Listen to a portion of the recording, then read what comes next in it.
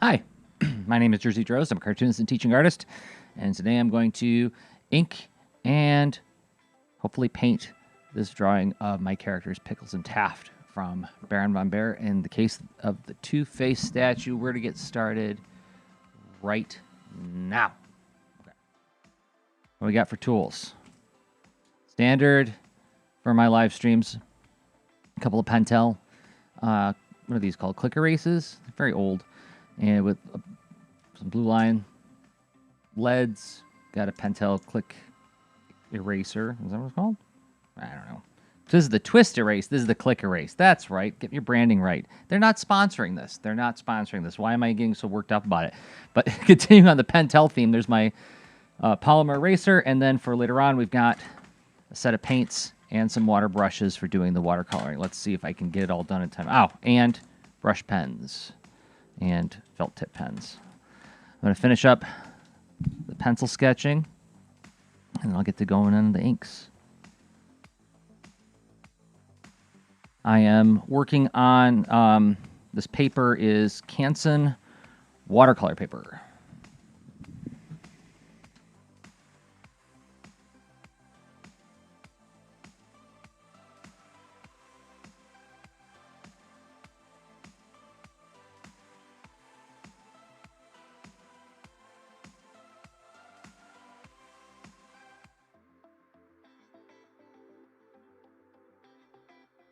And these are characters from a graphic novel I'm working on right now. So, I think I mentioned last week with the Baron von Bear drawing that I did. I'm taking a little break from drawing other people's characters as I was doing a series of cute and brave characters, because that's what this book features. It's like primarily it's like celebrating my love of cute and brave characters. But as I work on my thumbnails, I'm noticing that the character designs are kind of shifting and changing throughout the thumbnails. And it made me realize that, you know what, it'd probably be a good idea if I did a little bit more character design work on them and like study them a little bit more and practice drawing them, doing things and interacting with one another, and working out the size relationships between them, working out their proportions. So notice that that Pickles is the one, Pickles the pig and Taft the tortoise, but Pickles is the one that I'm noticing she's changing the most page to page. Sometimes she's quite tall, sometimes she's not as tall, sometimes her arms are longer, sometimes they're shorter.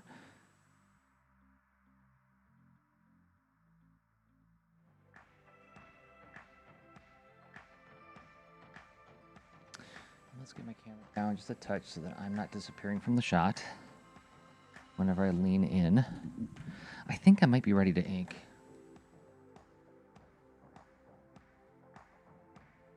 I can always back up and do some more penciling. Let's get in here and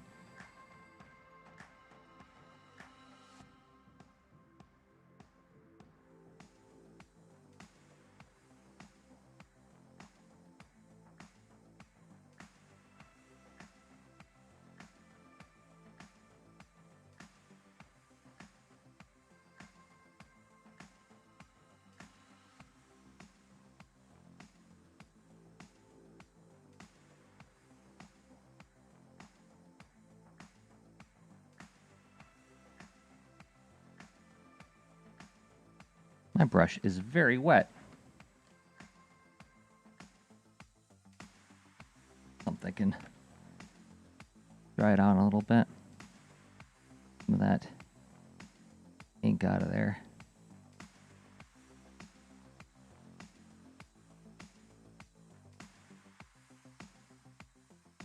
Last Thursday, I did a Patreon-only live stream wherein I inked my first page of the graphic novel.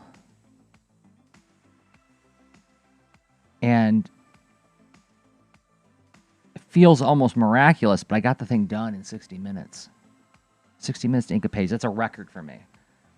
Now, granted, I'm freehanding everything. That makes a difference, and that's part of the design approach I took, was to speed things up by not being fussy about my backgrounds.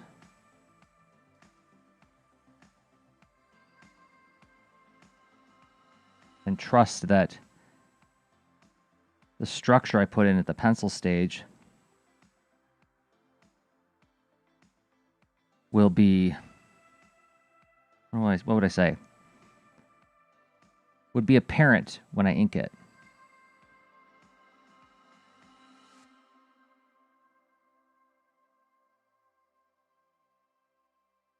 I don't know about you, but I tend to, historically, not lately, but historically, I tend to pencil very tightly. Like, well, actually, here are the pencils to that beachcomber drawing I did a few weeks ago. You can see, like, it's pretty crisp. It's almost inks, right?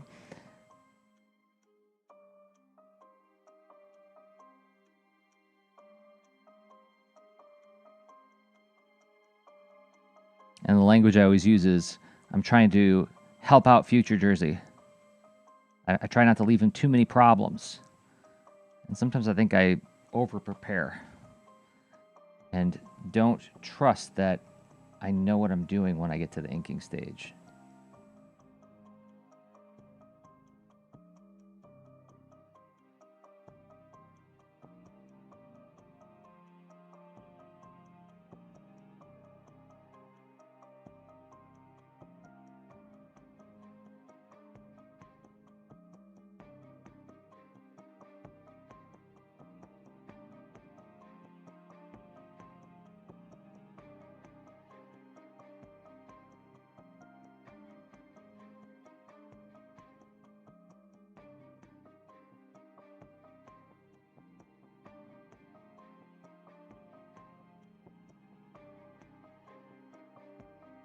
This might be a lot to paint. I'm not sure. But we'll see. We'll see how fast the inks go before I get too nervous about this.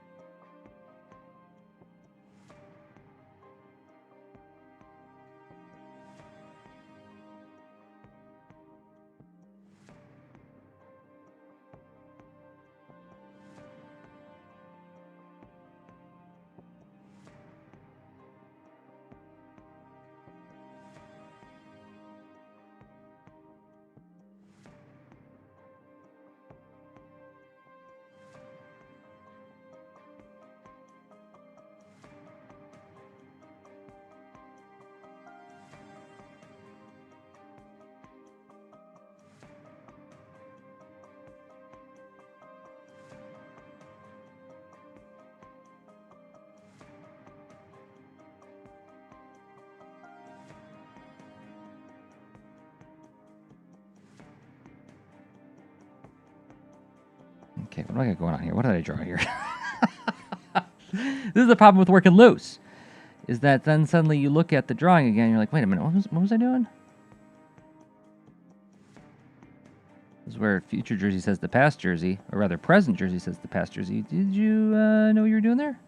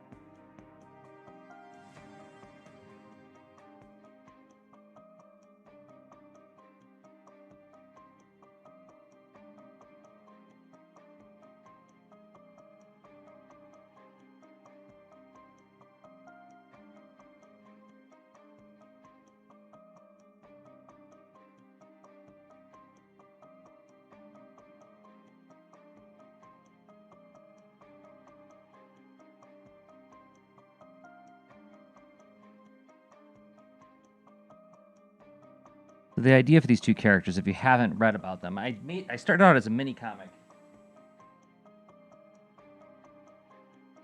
2018? Oh my goodness, 2015 is when I first made this.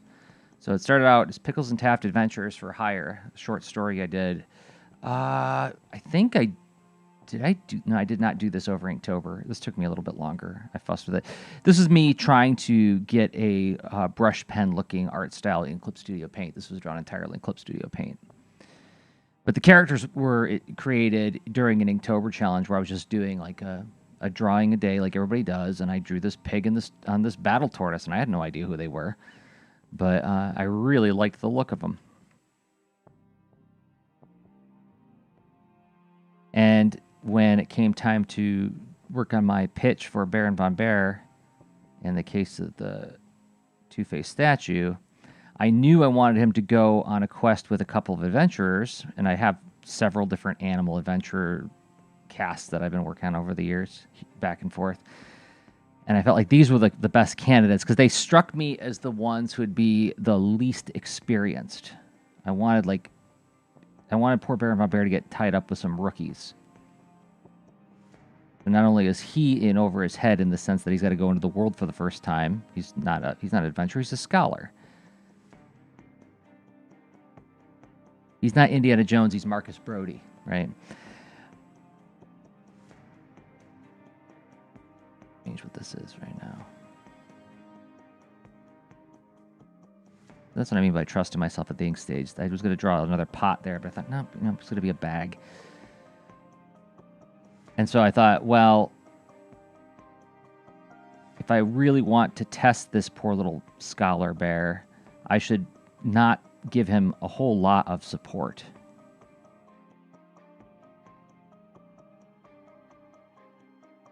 And so he shouldn't go on a quest with adventurers who know what they're doing.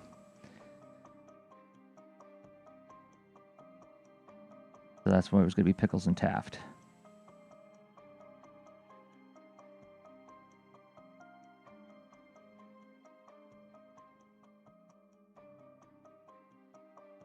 And these two characters are very much like, you know, a lot of pairings you see in fiction. I'm not going to say that I'm reinventing the wheel here. You got like the super optimistic, bright and cheery one, and you got like the grumpy, cynical one.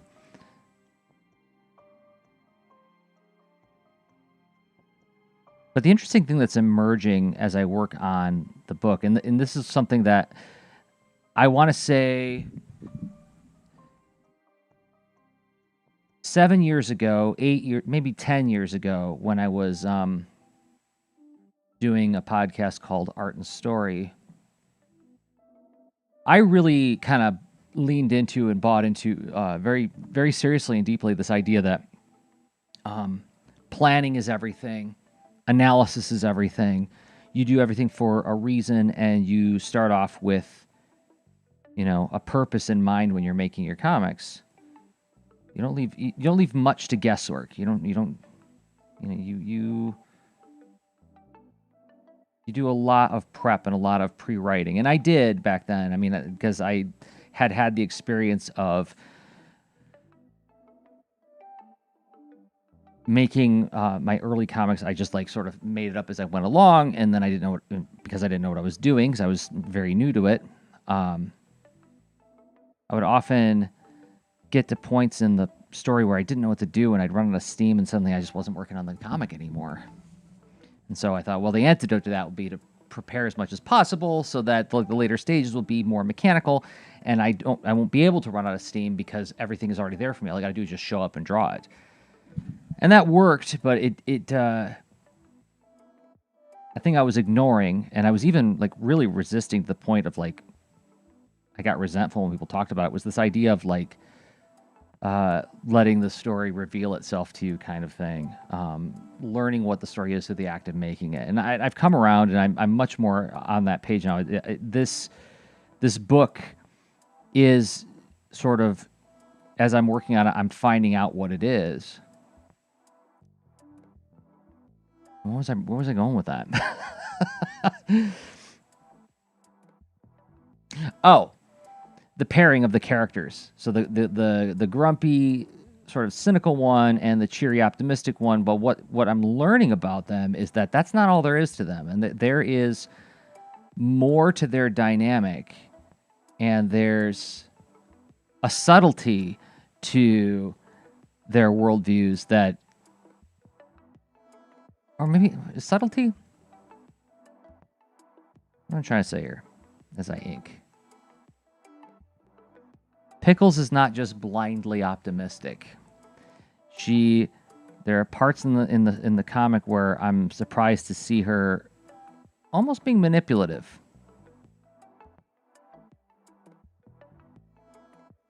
And Taft is not simply grumpy. He's demonstrating a commitment to what they're doing in a way that I didn't predict.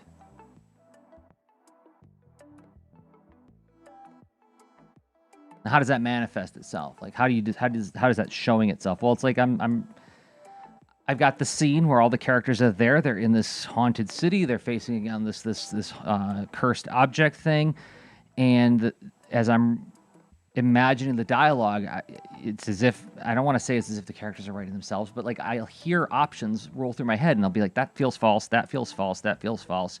Maybe this feels kind of true. I'll write it down. I'll come back an hour later, look at it. I'm like, nope, it's still not 100% there.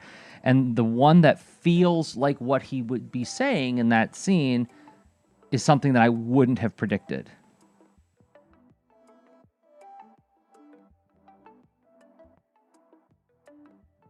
That's one of the more fun parts of doing this.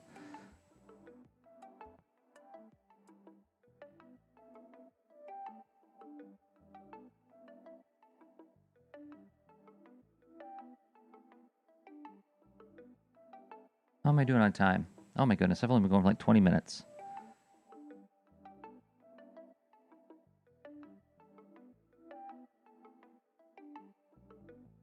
Let's do this.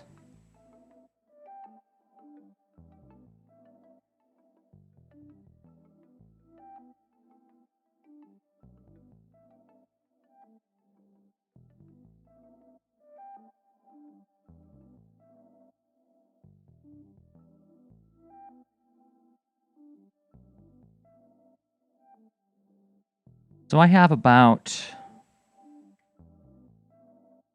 4 weeks to finish thumbnailing the book. Around that. And then it's time to dive into penciling and inking. A little bit more dry here. I want to do some.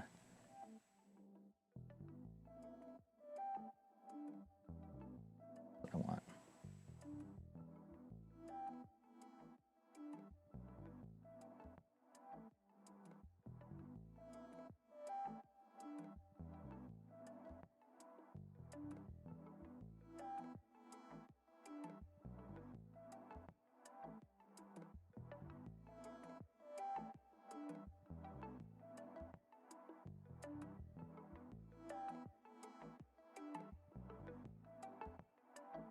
I guess there's a line I was really surprised by when I was writing Pickles where she kind of negs Baron von Bear.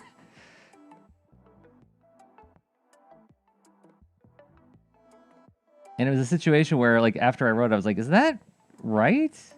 Did she just say that? And I thought about it and I let it sit for a little while. I was like, no, that's actually pretty funny. It's a funny line, and it hints at something else that happens later on in the book. So I'm keeping it for now, unless my editor gives me some notes on it.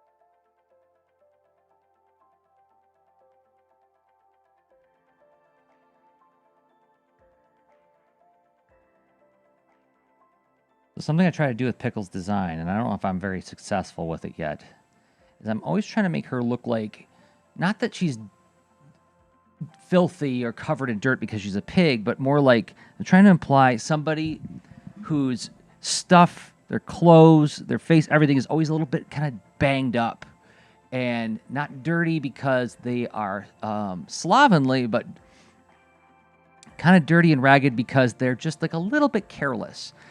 And this is based on a student I had a long time ago who they would come into the room and they were just like such a ball of endless enthusiasm that the work area would be covered in spilled ink and paint and eraser shavings, and it would just be a wreck. The table would be ruined by their presence. And I always thought of it as what a wonderful artifact of joyful creativity. Like this kid could not be bothered to, I mean, they put all this stuff away, but they just left like an aftermath. And I think about that kid when I'm writing Pickles.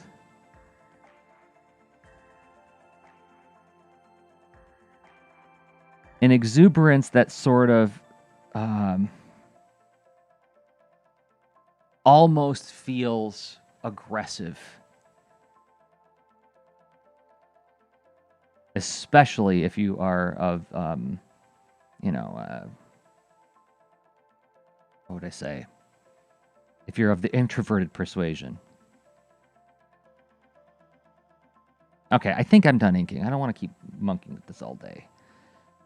But on the other hand, Taft, let's get a little bit bolder line around here. Okay, good enough. Let's erase the pencils. First, let's dry the inks quickly. They dry pretty quick.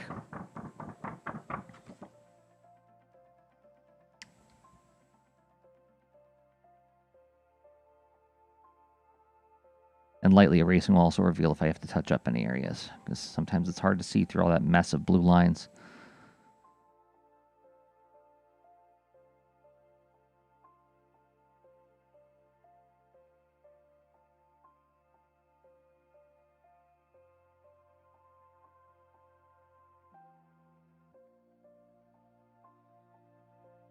All right. Speaking of eraser shavings.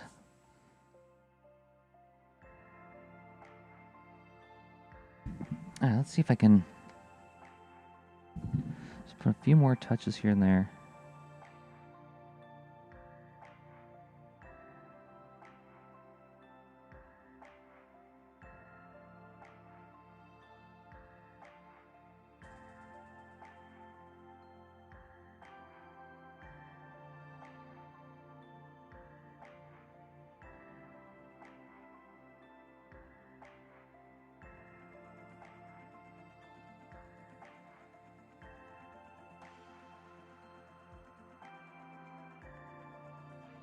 Okay. I think we can call that good. And that leaves me around 35 minutes to paint this. See if I can do it. Inking tools, you are finished. Go back in your bin. And put on the second camera so you can watch mixing as it happens.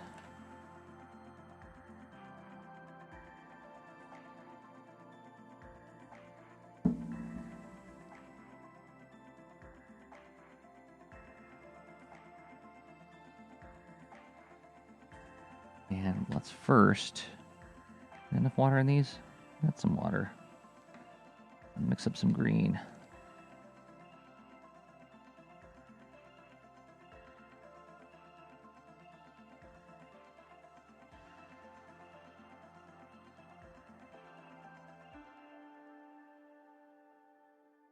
I wonder if I should start with the sky, actually.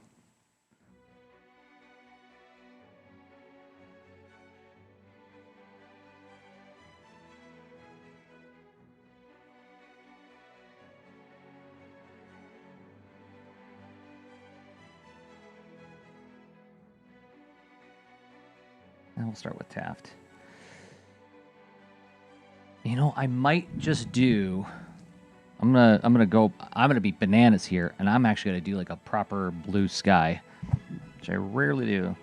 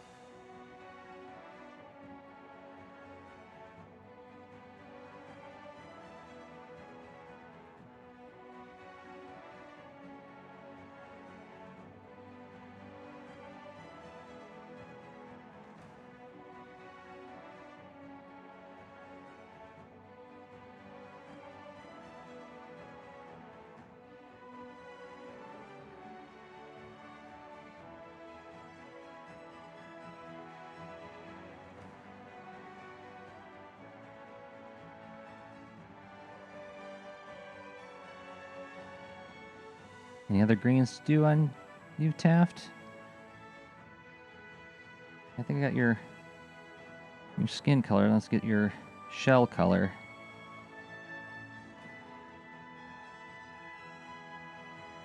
A little bit more phthalo green in there. And maybe a tiny bit of blue.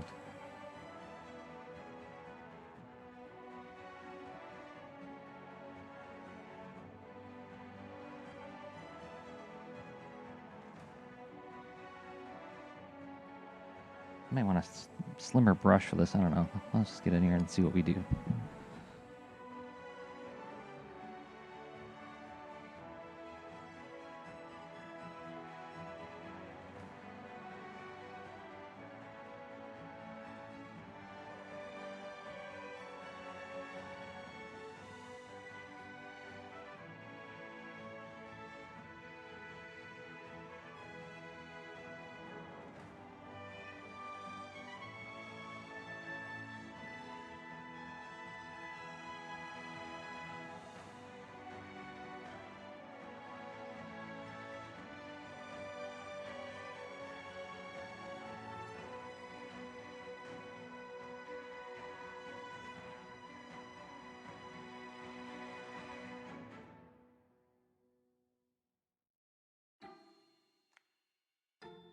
Thank you, Nate.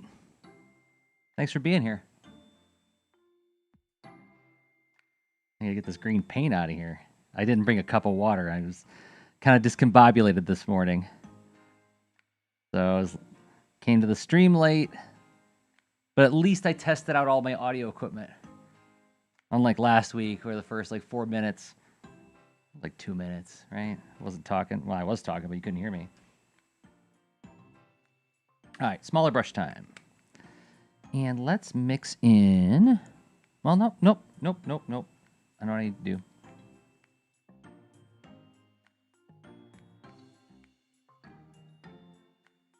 A little bit of green here that I missed.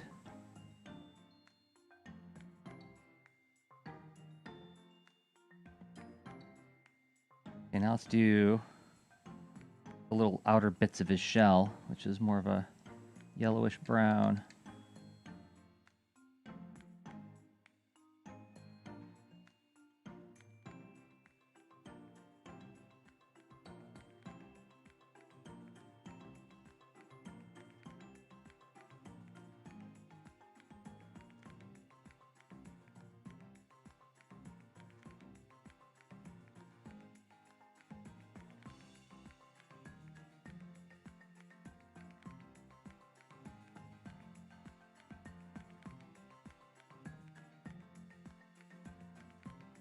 And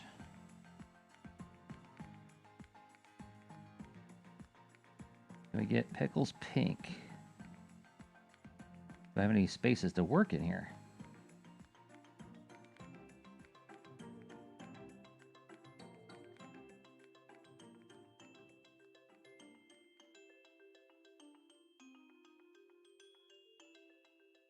Well, thank you first of all for saying that, Nate. I mean, I am trying to get a decent looking stream setup because I want it to be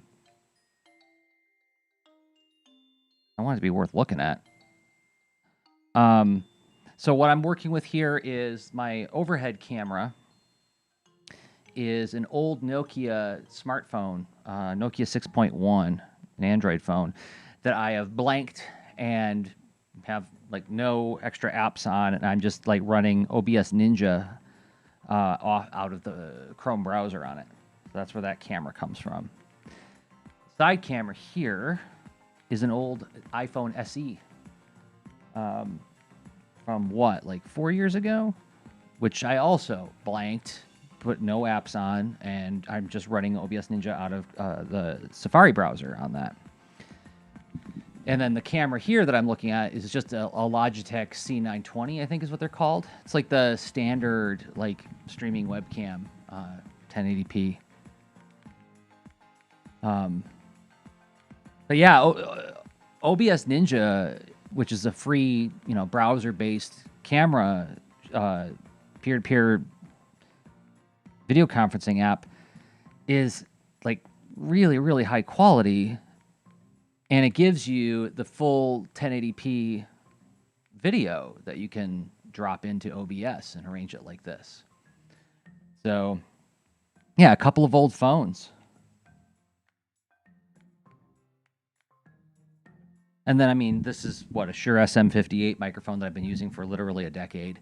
And it's just run into a USB multi-mix, Alesis multi-mix 2-track mixer that gets put into USB. It converts it to USB into my, streaming tower that my wife and I built last year in the lead up to CXC. Yeah, no problem. I mean, like it literally is obs.ninja.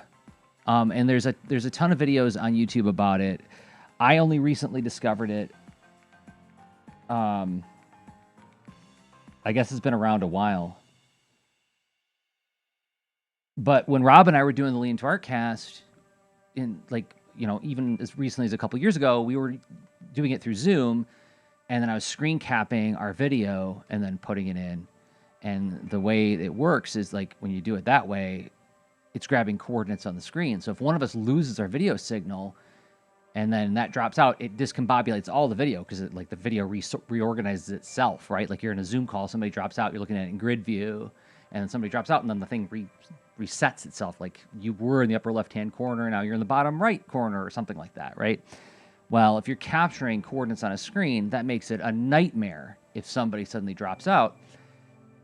Whereas with OBS Ninja, it just gives you a URL of the video as a browser source. You make a browser source in OBS, and now it's just giving you that 1080p video. If it goes away, like if they drop out, their internet goes out, and they come back, nothing is restructured. Just their video will disappear for a second, and then they'll pop right back in.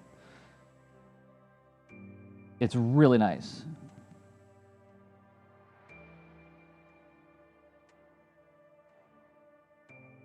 And it's the same thing. I mean, Rob and I were also playing with the NewTek NDI plugin for OBS, where then we would meet on Skype. And that does also give you the 1080p pure video source, so you don't have to do any like coordinate grabbing or anything.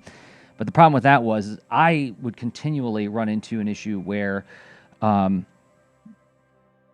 audio would go out of sync with the video, and I have to keep playing with my settings in OBS to get the video to sync back up. It's kind of a drag. So, and I have not run into that at all with OBS Ninja.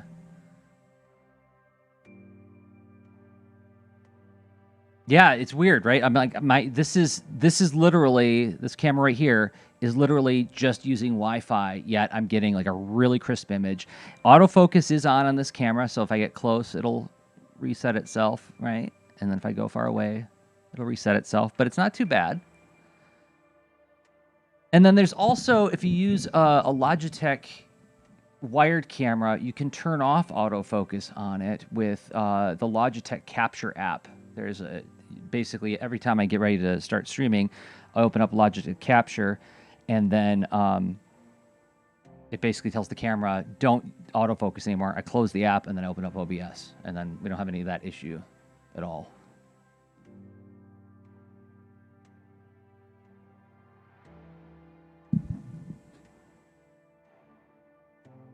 But thank you for asking, Nate, because this is something I've spent a lot of time thinking about.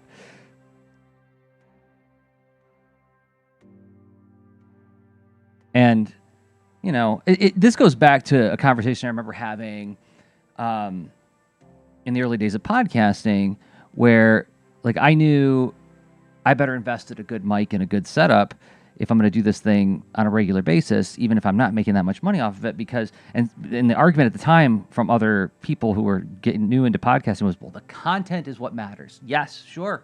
And in a comic, the writing is what matters. Also the art.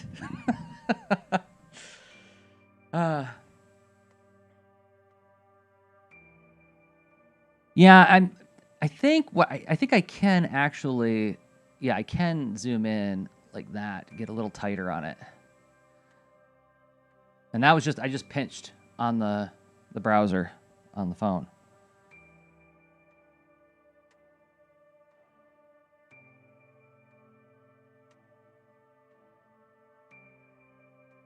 So yeah, I don't I don't mean to be like a snob about it. I really don't. But I think if I'm gonna ask people to watch me draw, I at least want to make it like look decent. Production values matter.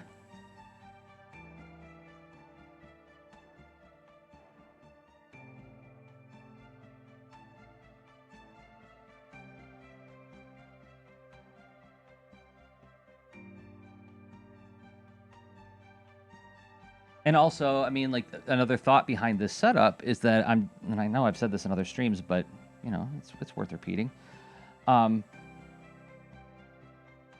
This can't replace watching somebody draw in real life. Obviously, it can't. But can I use the technology to sort of address the things that you would be doing if you were in the room watching somebody draw? And the fact of the matter is that you could get at different angles. You could look from over here at this camera. You could look from this angle. And you'd see me, the artist, or the artist, whoever the artist is, actually doing the thing, right? So you'd see their face, you'd see their hands, so that's all I'm thinking about is like, okay, can we play with simultaneity to like give you some options so that you can look where you want to look? At least that was the thought behind it. I may completely revise this approach. Who knows?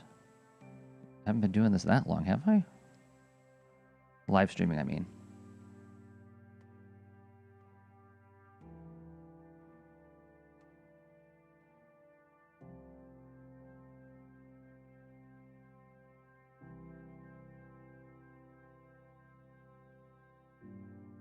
Yeah, I think that would be an awesome idea. I mean, and as you can see right here, I mean, you can get like quite a lot of cool vantage points with limited screen real estate.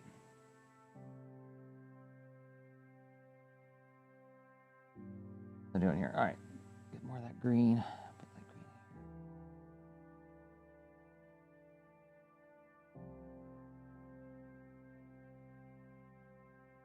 How am I doing on time? I got like 20 minutes.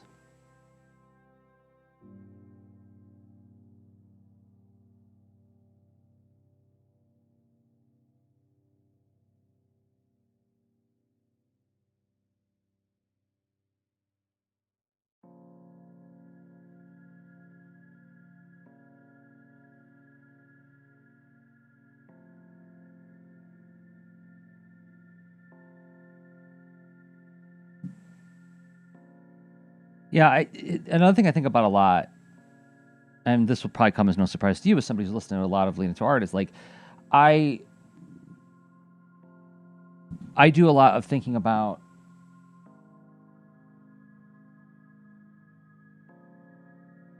how do I make this of service to an audience? And one of the things that I'm very careful about, and I would probably admit to being a little hyper vigilant about this, but I just feel like there's so much screaming for our attention. There's so many things. There's entire businesses propped up on the idea of just getting people's attention.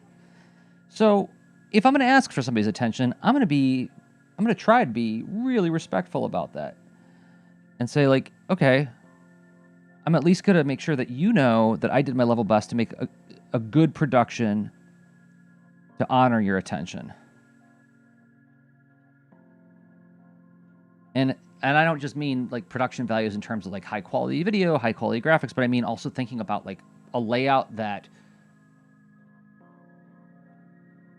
thoughtfully tries to address the problem of the experience of encountering something virtually that you would normally encounter in real life. Boy, it takes me a long time to get to my thoughts.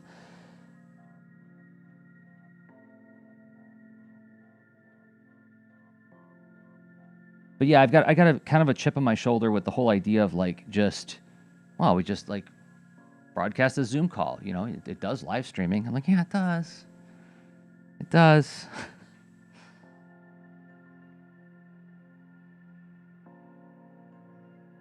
But it can do more. We can do more.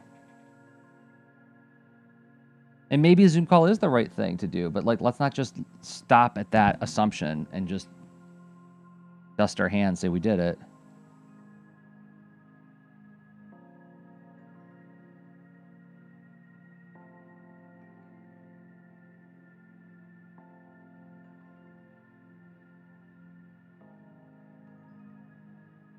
Because again, I don't know about you, but it's really difficult for me. And maybe again, I'm probably speaking a lot from my own personal beefs, disappointments, pains, my own baggage, as it were.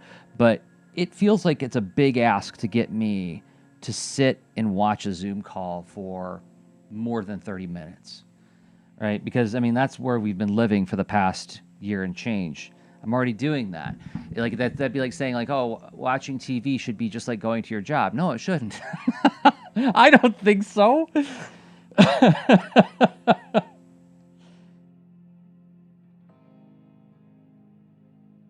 Going to a class should be just like, you know, going to your job. No. Thank you, though.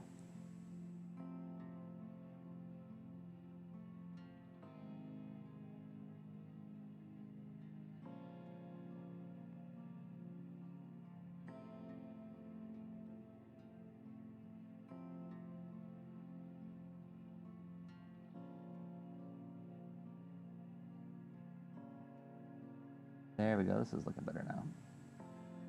Getting kind of a glare from my lights the way I have my lights set up today, but okay, okay. Now for shading.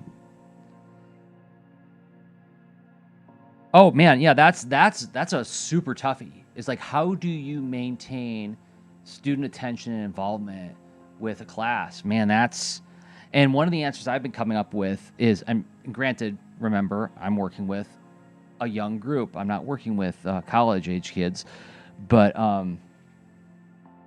I'm really making my syllabus or my lessons into how can I take this activity and chunk it into 5 to 10 minute increments so they seem like they're separate things, but they add up to a thing, right? Because the idea of getting 12 to 18-year-olds to sit and watch me talk about a thing or demonstrate a thing is, again, a huge ask. Yeah, and yeah, the awkward dead air. The thing I'm experimenting right now with, Nate, which I'm getting, I mean, jury's still out on how well it's going, what I'm doing, but I'm actually baking in time for the students to just draw while I sit there with them. And the idea there is I'm letting the students know, I trust you. And I know that when you're not in this room with me, you've got a zillion other things that are asking for your attention and your time. So rather than tell you to prioritize this extracurricular activity, what I'll do is we'll bake in time where you can actually work on it while I'm here, and I'll be able to work with you. And I'll do a demo of what I want them to be doing, and then I just keep working on that demo while they're working. And then after about 20 minutes of quiet drawing time, I'll say like, all right, who wants to share what they did? And like I said, the jury's still out. Some kids are like super into it and are ready to share at the end, but then you get the more introverted kids that I would normally have like a private one-on-one consultation with in the middle of class, and I'm not getting a lot of activity or interaction out of them. But I have found that at least for the younger set, chunking it into 10-minute rounds tends to be effective at maintaining interest because they don't have time to get bored.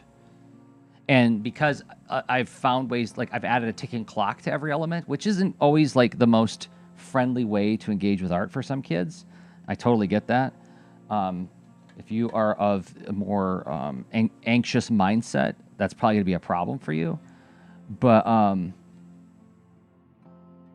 I have found that that's a way to keep them engaged with the work, is trying to find ways to gamify it and put a little bit of a ticking clock challenge into it a little bit.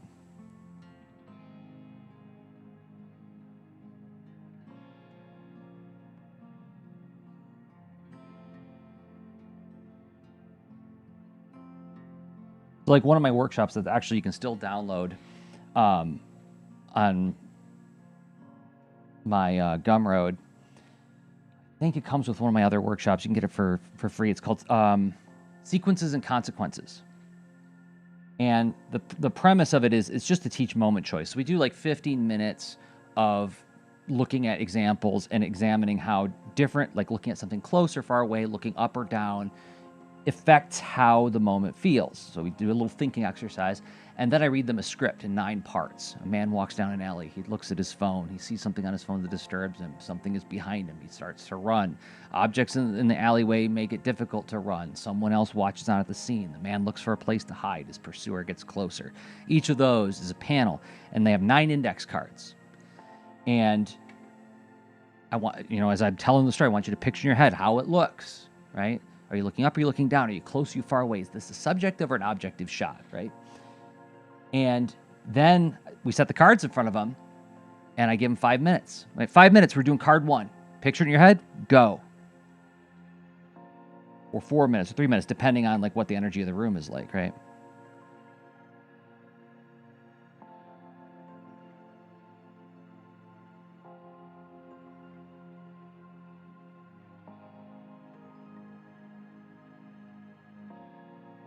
Like I think you're right, Nate. It's that generally speaking, it tends to be a very positive thing that adds like a little bit of like playful energy in the room. And when I do it with students in the room, and I get those kids who like they'll actually like do like a noise indicating that they're not having fun, like this is stressful for them. I borrow some language from my dear friend Dan Mishkin, who has always been like the best guide in the whole world for me when it comes to how do I take this negative feeling and find a way to reframe it so that we can engage with this thing with our whole hearts, and even when we're scared. And he told the story of being on the roller coaster with one of his children, and that point in the roller coaster where you're about to go over the top, and it's like the point of no return, right? You can't stop and get off at this point. Now you're in it, and that anticipation of going over that first ridge can be very powerful.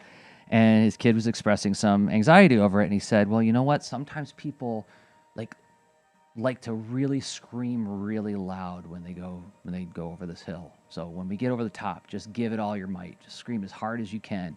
And basically inviting the child to lean into the anxiety and the fear of it, but like reframing it as this is a thing that you're choosing to do, right? I love that idea. I love that image, and I use that with my students. So like when they start getting a little bit anxious, I'm like, "Yeah, let's do it." Like when I say 2 minutes left, give a good howl, give a scream, right? Give them permission to lean into it.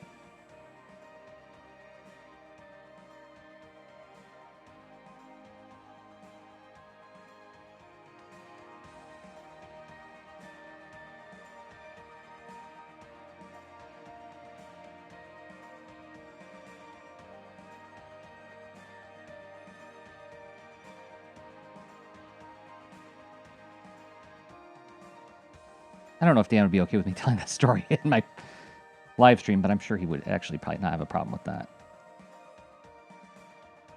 Especially in the context of me talking about how he's been like such an effective and formative guide for me as a human being. All right, almost there. How much am I on time? I got like 8 minutes left.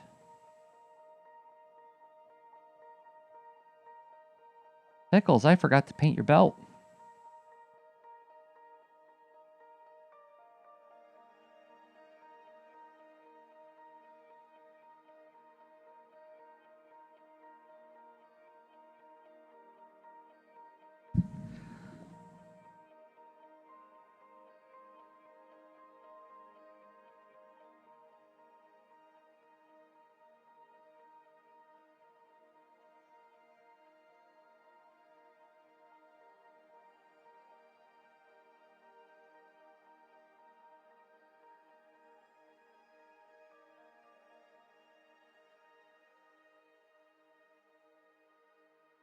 Okay.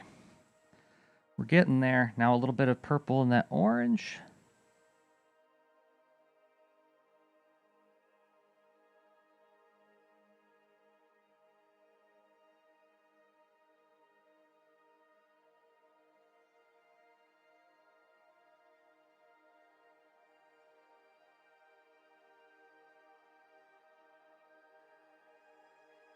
Stay in there for the...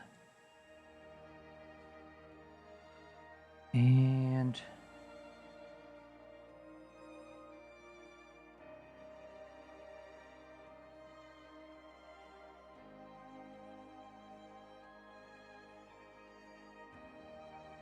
Oh, you are too much paint. There we go. That's better. I moved one of my lights to like be sort of right here in my point of view so I could see light the paper a little bit better, but it's like creating a glare.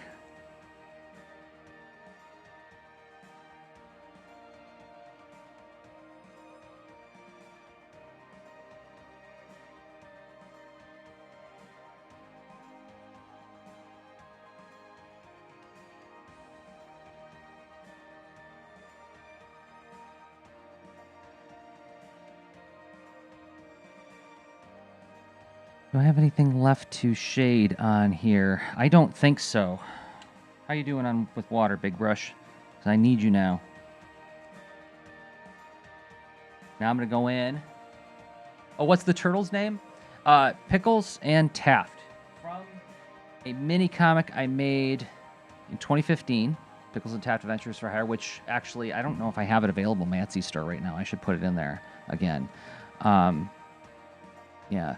In 2015, 2014, somewhere in the neighborhood. And they are...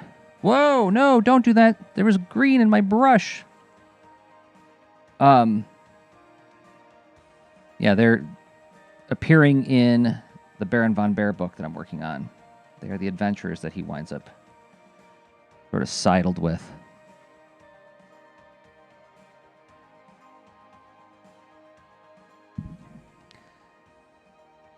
And the names came very, like, it was a very, like, blithe and, you know, not very thought out origin for names. Because, like, I came up with the characters during an Inktober one year. I want to say, like, 2011 or something like that. And there we go. And I just drew this pig and this tortoise, and I really liked them. I said, like, well, what if I did, like, a little cute little adventure pig and her battle tortoise? You know, borrowing the same kind of unexpected irony of, is it irony? I don't know, of the racing snail from Neverending Story, right? I mean, that kind of like incongruity is something that delighted me as a child, and I imagine it would delight other children too. So, like, okay, it's a tortoise, but he's like the baddest, fastest tortoise in the whole world, right? He's Battle Cat from He-Man, but he's a tortoise. That's what the idea was. And I remember that during that Inktober challenge, after I drew the first one, I was like, okay, I'm going to do more of these two. I'm going to figure out who these people are. And I felt like, okay, well, I better come up with names for them if I'm going to be doing posts about them. And so I just like threw out, okay, Pickles the pig. It's alliteration. And my wife and I have a photograph of President Taft that we got while on vacation in Marquette, Michigan. And it was like a picture of him like attending some event at the Marquette courthouse, which incidentally is the same place where Anatomy of a Murder was filmed. And that was why we were there. It was like, oh, let's go to the courthouse where Jimmy Stewart went, Anatomy of a Murder. And we were just in this gift shop, found this picture of Taft, thought it was really funny. Here's Taft getting out of a car in front of this very courthouse where we are.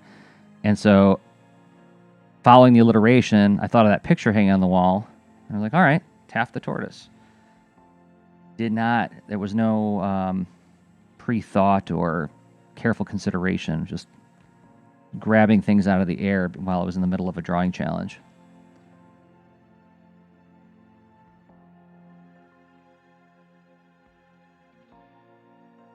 Come on, I'm almost out of water here.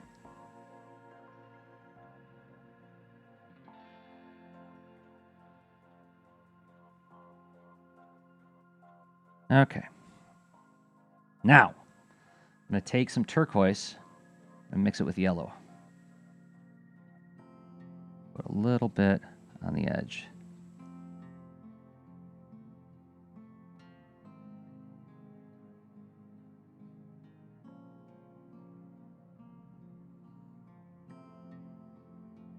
Yeah, Happy Accidents. Wasn't that that's a Bob Ross thing, isn't it? I want to say it is. It sounds like a Bob Ross thing, doesn't it? And then for my final act, I want to make sure I finish this roughly when I said I was going to. And get some clean yellow here.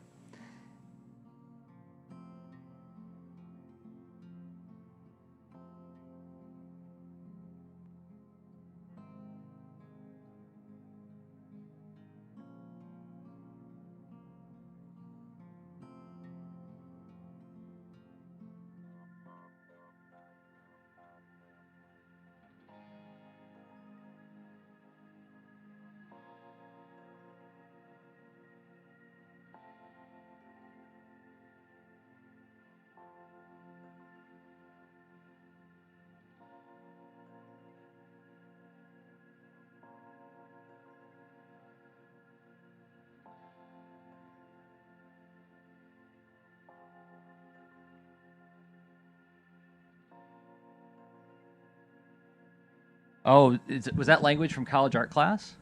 The happy accidents thing? I mean, it feels pretty universal. I mean, it's like that is something I think all artists can relate to. And it's something I think, yeah, pivot to a problem. I think that's something that I think especially beginning art students need to understand is that dance that we do with what we plan to do versus what the unexpected things that pop up, and the ambiguity of whether or not it actually was unanticipated or unexpected, right? Because like you could make you could make the argument that your body's telling you something, right? Your subconscious is doing something for you.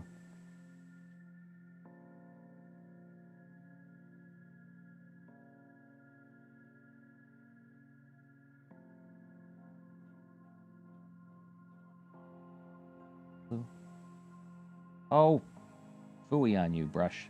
I'm gonna use a different brush.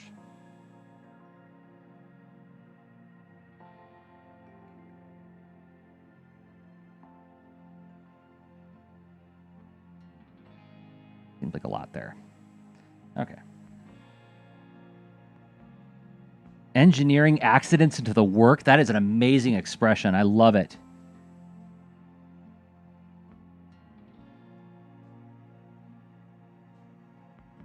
And I mean, just that description evokes an idea of a principle that I would totally get behind.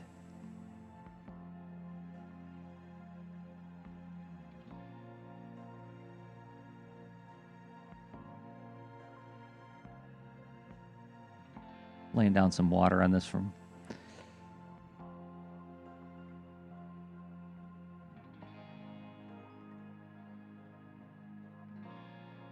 Almost there. Get on it.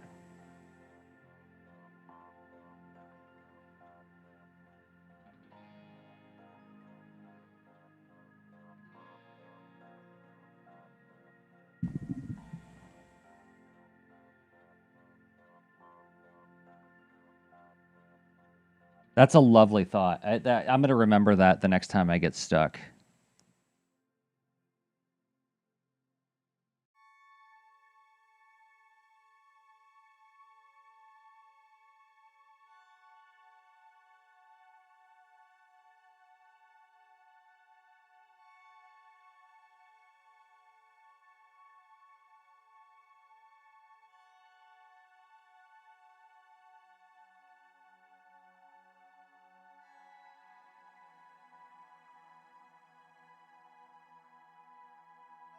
All right, just the rocks, I think, and then I can call this one sketched, drawn, whatever word you want to use. What kind of biome is it? Oh my gosh, I don't even know. That's a really good question. This goes back to that conversation I've been having on and off in these streams about like the world building I've been doing, and like I've only been doing world building to the extent that the story has asked for it.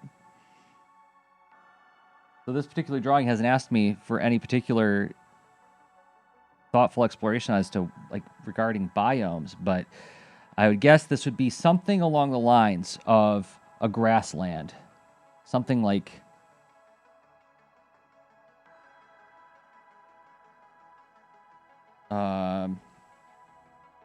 Kansas, Oklahoma, western Oklahoma.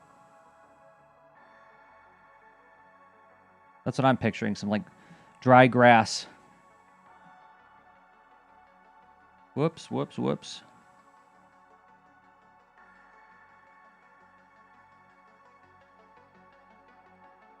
Am I getting the word biome correct? That's the other thing. I'm totally guessing. I think that's what biome means if I remember right from when I was a kid. Hate it when I get busted on the fact that we don't retain everything from our childhoods. Adults are supposed to know everything.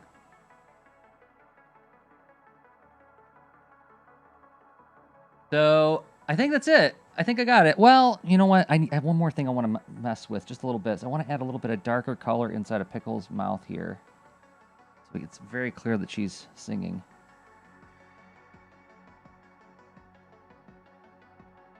This is sort of something that happens in the book where she goes on a singing tear, and poor Taft is like, all right, I got it and got it. And that's the dynamic between these two. So, thanks for hanging out with me while I worked on this. For those of you who are watching and are wondering about these characters, who they are, you can go to baronvonbear.com to learn about this graphic novel I've been working on, and I'm going to continue to work on through the next year. And you can follow along in the process by either joining my Patreon, or you can subscribe to my email newsletter, get a monthly update on things I'm working on, or you can join the Baron Von Bear Discord server there. And then also, if you are a fan of the paintings that I've been doing here, I have been putting some of them in my Etsy store, Tiny Astronaut. There's also some of my mini comics and an artist edition of Mining for Trouble. I finally decided to get out of my way, web clipper. Decided to make these available with some drawings in them for people who are into the work that I do. So, and if you support me on Patreon, you get a 30% coupon for everything in my Etsy store. So there's that too.